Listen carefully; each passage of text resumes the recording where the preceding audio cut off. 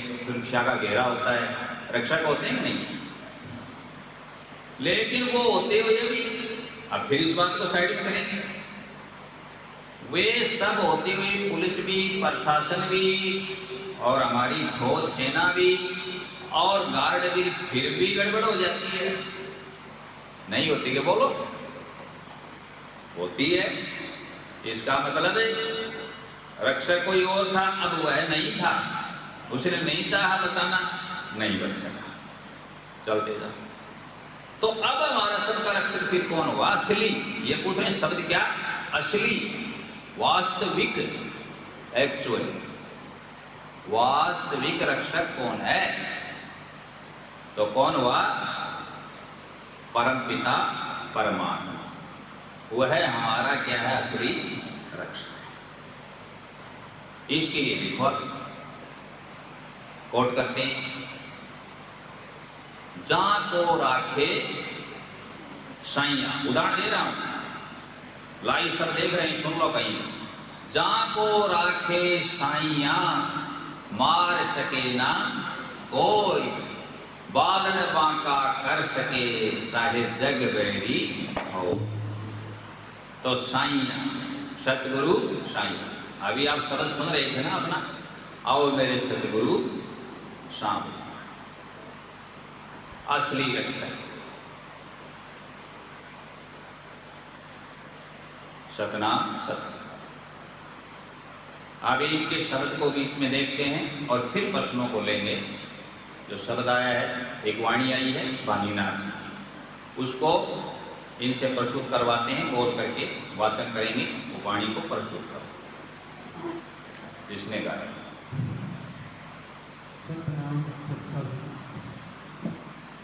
नमो नमो मारे सत्य गुरु के लाखा पाए, बलिहारी मारे सतगुरु जी की, जिसने मार्ग दिया बताए, निर्भय हो सत्संग देखना।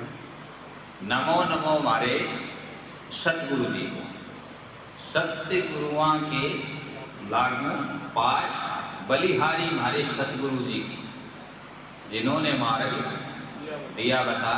क्या मार्ग बताया सतगुरु ने? बताओ पुण्यात्माओं। निर्भय हो सत्संग देखना जी। क्या देखना है? सत्संग। अब तुम कहोगे सत्संग कैसे देखें? ये खास बात है इसमें, और तो सब सरल है। देखने का अर्थ है किसी चीज को अपने कहते हैं ठीक से देख, कहते हैं ना भाई ठीक से देख, संभल करके चल, ठीक से देख। ठीक से देखने का मतलब है समझ, सत्संग को देख कि जो सत्य का संग हो रहा है उसकी ओर ध्यान कर। तुम्हारा ध्यान किधर होना चाहिए? सतगुरु की ओर, सत्य की ओर। तो महापुरुषों की वाणी है और वाणीनाथ जी महाराज कह रहे हैं कि मैं मेरे सतगुरुदेव को नमस्कार करते हुए, नमन करते हुए, दंडोतम प्रणाम करते हुए, और मैं सभी से यही कहता हूँ कि आप निर्भय होकर बिना किसी डर के, और आप क्या करो? सत्संग करो, सत्संग का लाभ उठाओ। जो सत्संग बाहर का है उसको भी देखो, समझो, और जो आंतरिक सत्संग है शब्द और श्रुत के मिलन का, उसको भी देखो। आगे चलो। चुग चुग कंकड़ महल बनाया, ऊंडी तेरी नींद धराए, घड़ी पलक का नहीं भरोसा, तेरा न अंडा कब लग जाए, निर्भय हो सत्संग देखना। सुग सुग चंदन, यहां फिर चंदन की बात आई। फिर किसकी बात आ गई? चंदन की। चुग चुग चंदन है, क्या बनाया? महल बनाया। और डूंगी का मतलब गहरी, गहरी क्या रख दी? नींव रख दी, फाउंडेशन। फाउंडेशन क्या रख दी? गहरी। किस लिए रखी? इसलिए लॉन्ग टाइम के लिए, मजबूती के लिए। मजबूती भी तो रहे, समझ गई? रख दी। चुग चुग चंदन क्या हुआ बताओ? महल बनाया, चिनाया, बनाया, चंदन शरीर का निर्माण हुआ। ये महल कौन सा? ये शरीर रूपी महल। ये अपने मकान बनाते हो ना तुम, भवन, ये नहीं। कौन सा भवन है? ये मन मंदिर और जिसमें मन रहता है, जिसमें आत्मा रहती है। ये चंदन चुग चुग, कौन से चंदन है? इसमें 5 तो तत्व है, 3 इसमें गुण, अग्नि वायु नभ भूमि जल, ये तो क्या हो गया? 5 तत्व हो गए। और 3 सतोगुण रजोगुण तमोगुण। और तुम्हारे ये कौन से? 7 दांत, 4 माता की ओर से, 3 पिता की ओर से, 4 और 3 7। बाल, रोम, हाड़, मांस, वीर्य सब हो गए। ये सारे मिला करके कहीं 5 तत्व की बात कही गई है, कहीं 7 की बात कही गई है, कहीं 11 की बात कही गई है, और अचल राम जी ने अनुभव प्रकाश में 17 तत्व बताए। ये इकट्ठे करके क्या बनाया? एकत्रित करके क्या बनाया? ये मानव का ये महल, ये शरीर, ये ह्यूमन बॉडी, इस शरीर का निर्माण। ठीक है जी। आगे डूंगी मतलब गहरी दीने नीम धरा, और घड़ी पलक का, वो उस मकान को थोड़ी कह रहे हैं। निर्जीव को, ईंट पत्थर के मकान को, कंक्रीट के मकान को कह रहे हैं क्या? नहीं, इस मानव शरीर वाले मकान को कह रहे हैं। रे तुम्हारा घड़ी इतना किया, इतने मिला करके, इतना मिला करके ये महल तो तुम महीने में 20 दिन में तैयार कर लेते हो, 2 महीने 3 महीने में हो जाएगा। और ये महल तो पूरा कितना महीना? 9 महीना में तैयार हुआ। फिर इसके लिए क्या क्या किया माता पिता ने, प्रवेश करने वालों ने।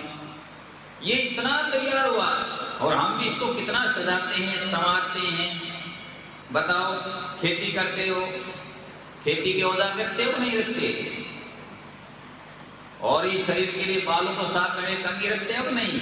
तेल साबुन लगाते हो कि नहीं? क्रीम पाउडर काम में लेते हो कि नहीं? कपड़े साफ सुथरे पहनाते हो? कोई दिक्कत हो जाती है तो तुरंत सारे प्रबंध करते हो। शरीर के लिए कर रहे हो ना।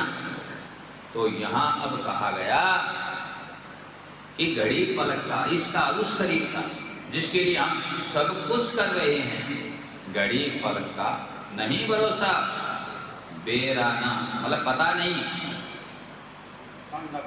पता नहीं कि कब हमारा बोरिया बिस्तर बन जाए, चले जाए, मतलब हमारा लाव लश्कर कब चला जाए, कब हम मर जाए। कहने का सीधा भाव क्या है? पता नहीं ये शरीर कब छूट जाए, कब ये शरीर नष्ट हो जाए। एक्सीडेंट हो जाते हैं। आपने देखा, रक्षक की बात एक और बताऊं, बहुत बार हमने देखा मीडिया में भी, अखबारों में भी, कि एक गाड़ी में 12 आदमी सवार हैं करके। कितने? 12। उनमें एक बच्चा भी है, एक माँ की गोद में, माँ की गोद में बच्चा है। एक्सीडेंट हो गई गाड़ी, 11 खत्म हो गए, और अकेला बच्चा अंगूठे चौंसता हुआ मिला। समझ में आया? बचाने वाला बचाता है। खैर चाहे जान की, खैर चाहे जान की, तो उस मालिक का नाम ले। सच्चा नाम उसी का है जो गिरते को।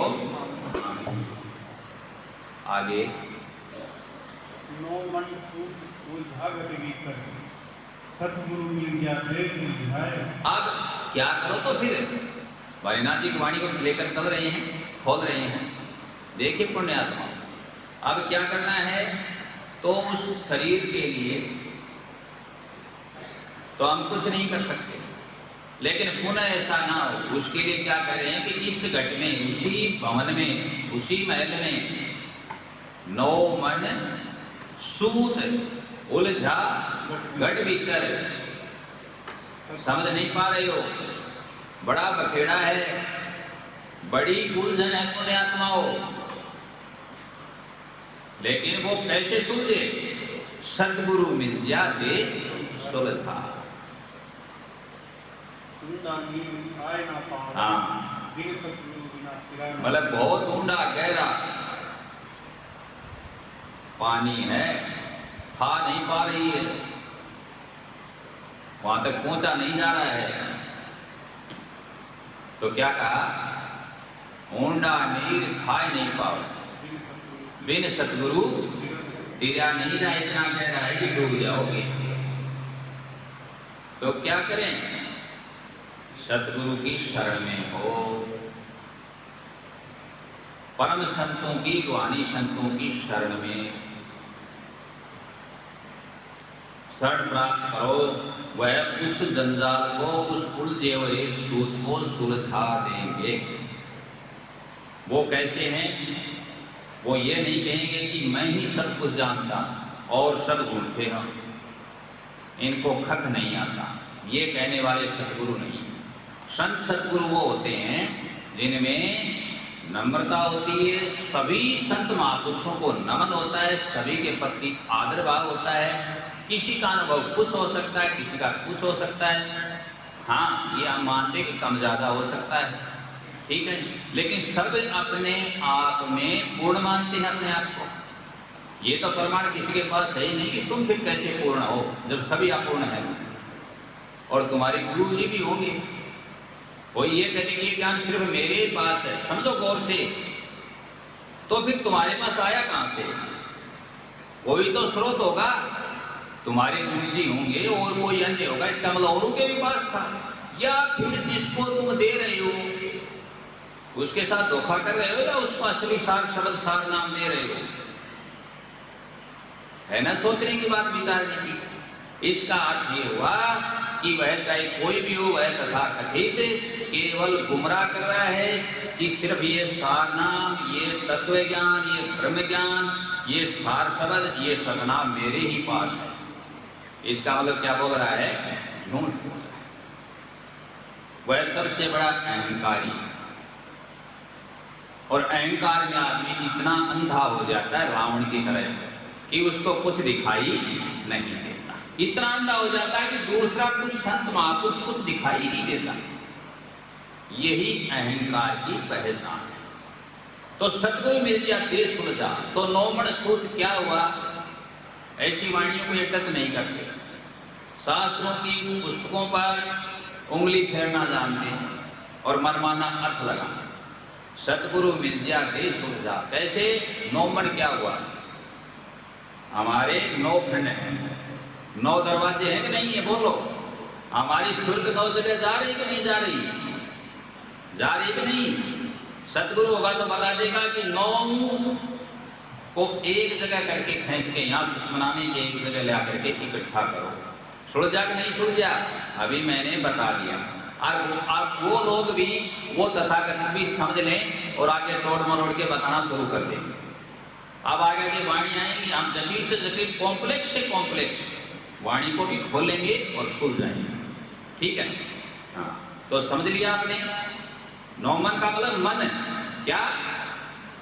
अपना मन है, ये उलझ रहा है विषय विकारों में, काम में, क्रोध में, मद में, लोभ में। और 9 जगह, कितनी जगह उलझा हुआ है? 9 जगह। कहीं आंख का रस लेता है दृश्य का, कहीं कान से सुनने का रस आनंद ले रहा है, कहीं जिह्वा का स्वाद ले रहा है, कहीं सूंघने का ले रहा है। उलझा हुआ है कि नहीं उलझा हुआ है कि नहीं? ये 9 जगह से एक जगह सुरत को करके इकट्ठा एक जगह लाना, एक जगह सुषमना में इसको चढ़ाना, एक जगह रोकना, ये सुलझ गया। जैसे आप ऐसे कर लोगे तो आपका मन सुलझ गया। सतगुरु मिल जाते सुलझ। आगे चलो।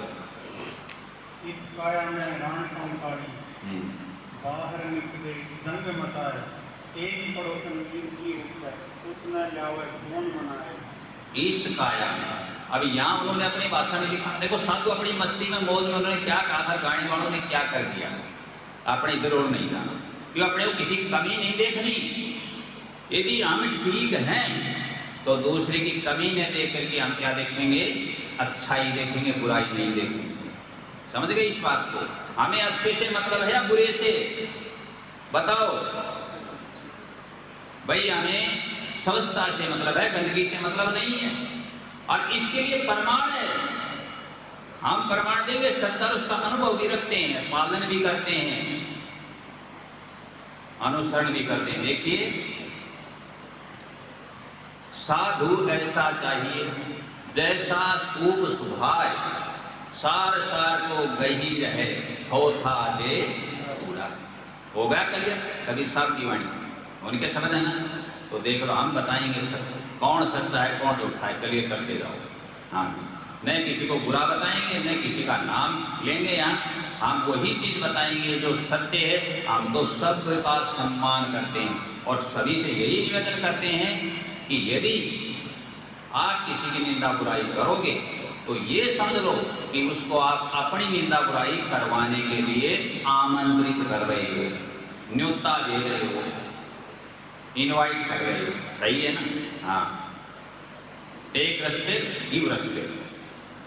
आदर यदि देना चाहते हो तो देना भी सीख लो। जो भी आप किसी का आदर करोगे, आप किसी के सामने झुकोगे तो वह भी झुकेगा। एक तरफ कहते हैं कि हाँ, किसी का दिल नहीं दुखाना चाहिए, एक तरफ सभी का दिल दुखा रहे हैं। समझ रहे हो ना इस बात को? हाँ, तो अगली जब दो तो खोली, तीसरी के उत्तर में,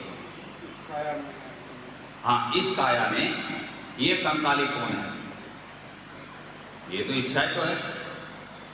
नित्य उठ रही जंग बचा, जो या तृष्णा या इच्छा है, हमारी जो चाह है, चाह गई चिंता मिटी, मनवा बेपरवाह। हर प्रश्न के साथ मैं कोट करता जा रहा हूं, उदाहरण देता जा रहा हूं।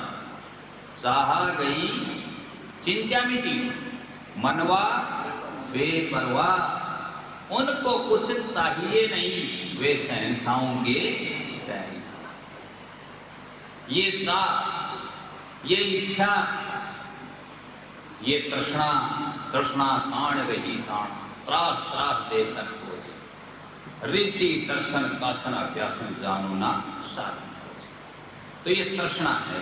आगे ये नित्य जंग का मतलब रोज मांग रही है क्या? अब ये चाहिए, अब यह चाहिए, अब यह चाहिए, अब वह चाहिए, अब इसने यूं क्यों कहा, अब इसने यूं क्यों कहा, अब मेरी इसकी पूर्ति नहीं हुई, मेरी इच्छा पूरी नहीं हुई। तो फिर क्रोध, क्रोध क्यों आता है? जब किसी की अनुकूलता भंग हो जाए, वो चाहे वैसा न हो, उसकी इच्छा पूरी न हो, उसकी बात न मानी जाए, फिर उसको क्या आएगा?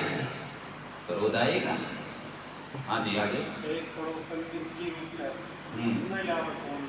देखो, होगी ना, दोनों होगी। एक आशा थी, इच्छा, और एक तृष्णा होगी ना, पोषण साथ साथ ही ना दोनों, आशा और तृष्णा। उसको लिया कौन मना? अब जब इच्छा के कारण तृष्णा बढ़ रही है, वो तृष्णा रोज नित्य रूप से कौन मनाएगा? तृष्णा को। तृष्णा मिटेगी किससे? यह भी बताया ना, सतगुरु मिल जाए सूरज। जब सत्संग मिलेगा सच्चा संत महापुरुषों का, और धीरे धीरे तृष्णा योग और अभ्यास से मिटती चली जाएगी। योग तो क्या है? शब्द सुरत का योग। और अभ्यास, रोज सत्संग का अभ्यास करोगे, रोज वही ध्यान रहेगा तुम्हारा, मिट जाएगा। आगे सत्यलोक में मेवा लागी। आप चौथी में देखो क्या कहते हैं वाणीनाथ जी महाराज, सत्यलोक में मेवा लागरी, वह मेवा कोई बिरला। बिरला का मतलब कोई कोई, शब्द की सार जाने कोई, कोई बिरला। शब्द शब्द तो बहुतक कहा, कहते तो बहुत ही हैं, सभी बोलते हैं, सभी शब्दों का उच्चारण करते हैं। शब्द शब्द तो बहुतक कहा, पर शब्द तो विधि है, जिव्या पर आवे नहीं, निर्भ परख कर ले, वो सत्संग था। निर्भय हो सत्संग दे, निकले परख ले। हाँ, नृत्य से नृत्य ले और सुर से सुन ले, निर्भ परख। तो क्या कहा कि सत्यलोक में मेवा लागी, वह मेवा कोई बिरला। 32 कड़ी के भजन में हमने क्लियर किया है इसको। और ऐसा एक शब्द कबीर साहब का मिलता है। हमने तो ये कहा है कि हम इस विधि धरें ध्यान, सदगुरु दर्शन। और कबीर साहब ने क्या कहा है कबीर साहब का शब्द प्रतिश्रय का क्या है? याद करो, बहुत बार अक्षर बताया गया है। कर नैनो दीदार महल में प्यारा है। पूरा वर्णन है, साहब ने पूरा वर्णन किया है। एक आदमी ने पूछा कि तुम कबीर साहब की का समर्थन करते हो? हमने कहा हम सभी का जो शुद्ध ज्ञान है, जो कल्याणकारी ज्ञान है, जो हितकारी ज्ञान है, वो सभी का समर्थन करते हैं और सबका आदर भाव करते हैं और सबको हम हमारी वाणियों में, हमारी पुस्तकों में जगह देते हैं। हम उन सबको नमन भी करते हैं महापुरुषों। तो कबीर साहब, लेकिन जो मिलावटी है, जिनको बाद में गाने वालों ने या लिखने वालों ने अपने हिसाब से तोड़ मरोड़ दिया या फिर खुद ने बनाया और कह दिया कैद कबीर सुनो भाई साधो, उसको हम कभी भी स्वीकार नहीं करते, न उसका समर्थन करते हैं। वो वाणी हमारे पास आते ही तुरंत हमें पता लगता है कि ये असली नहीं, ये क्या है, नकली है, हम उसको खारिज कर देते। अब जैसे इन्होंने एक भजन बनाया फिल्मी वालों ने, क्या कैद कबीर सुनो भाई साधो, बात कहूँ मैं खरी, दुनिया एक नंबरी तो मैं 10 नंबर। अब हम इसका समर्थन थोड़ी करेंगे, इसका तो कोई नहीं करेगा। कबीर साहब ने कहा क्या ये कि मैं बात कहूँ खरी, दुनिया एक नंबरी तो मैं 10 नंबर। ये एक मनोरंजन के लिए किस प्रकार से क्या उन्होंने कैसे कर लिया, ये एक अलग बात, ठीक है ना। हर चीज का खुलासा करते जा रहे हैं, ठीक है ना। पहली बार आप लाइव देखें और समझे कि शब्द को। तो सत्यलोक में मेवा लाग गया, वह मेवा कोई बिरला। कौन सी मेवा? मोक्ष रूपी मेवा, मुक्ति की मेवा। वह मेवा कोई बिरला खा, कोई बिरला खाएगा, सब नहीं खा सकते, क्योंकि सभी का ध्यान नीचे की ओर है, सभी का ध्यान विष्णु की ओर है, सभी भटक जाते हैं। 3 प्रकार के भगत भी तो हैं, परम ज्ञानी तो एक ही है ना, 3 तो और भी भगत हैं। वह मेवा कोई बिरला खा। और वाणीनाथ जी महाराज के वाणीनाथ अमर फल खा, कि हम महापुरुषों ने वो अमरता का ना, वो फल हो गया ना, फल मुक्ति का, अमरता का। अब जन्म मरण की संशय ना। अब जो जन्म लेने का और फिर मरने का जो सिलसिला था, उसका जो एक डर था, उसका जो एक भय था, उसकी जो शंका थी, वह क्या हो गई? खत्म हो गई। सतनाम सत साहिब। हाँ जी,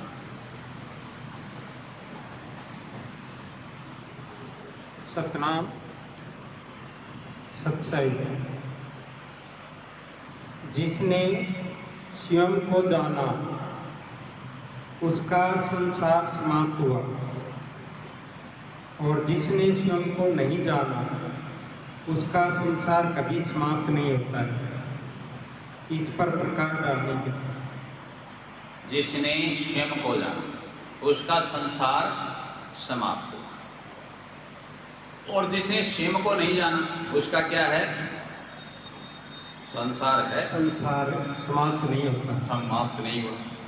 एक ही बात हुई, आधे में पूरा हो गया। स्वयं को जाना तो संसार उसका क्या हो गया? खत्म हो गया। क्यों खत्म हुआ बताओ?